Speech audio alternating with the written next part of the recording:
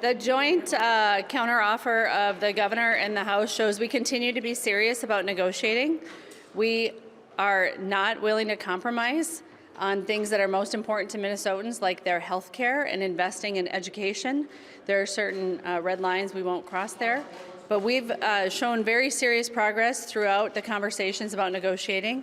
The Republicans came forward earlier today showing that they understand that they're spending far too little when it comes to education and taking care of our school districts. But their proposal to take that money from elderly and disabled people's health care is still unacceptable. But we continue to engage in negotiations, and we're moving forward. I would add that it took about a week for Republicans in the Senate to realize that they had not offered anything yet and to come back to the table with some movement in the right direction.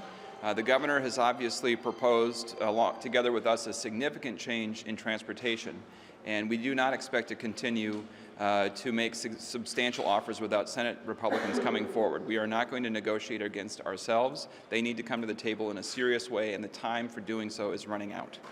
And it's really important that whatever the Republicans come to the table with next is an honest offer that acknowledges the need for revenue and for a balanced budget out in 4 years. It's not, we can't just continue to discuss how we're going to shift around resources that are inadequate for the needs of the state.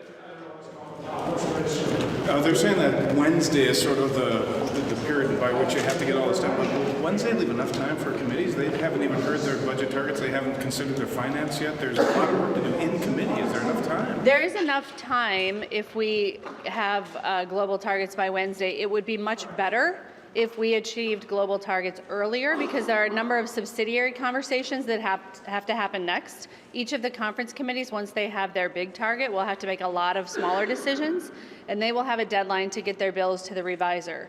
So Wednesday at noon is like the last moment in time the reviser can responsibly say that he can draft the bills on time. It would be much better if we have an agreement earlier. There will be more public process and more transparency and more time to ensure there are not errors. What do you think their 4-year plan is?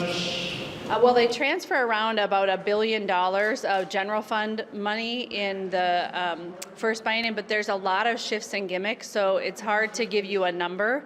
The billion of shifting is the easiest to see. There's a lot more in the Health and Human Services budget, which is creative writing, and so I think there's potentially up to hundreds of millions more there that isn't real. And I think it's also clear, and it has been since they first released their Health and Human Services budget, that they cannot balance the budget without the provider tax continuing.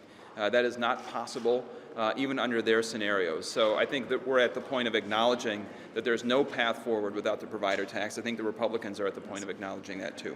At the point where they haven't acknowledged it. We are likely to get together again in the not too terribly distant future, but we don't know exactly when yet. The conversations have been productive so far today. There's a lot more room to travel, and I think that all parties are committed to getting this session ended on time. These were not my first choice for staying up all night close, but these might be the staying up all night close. So.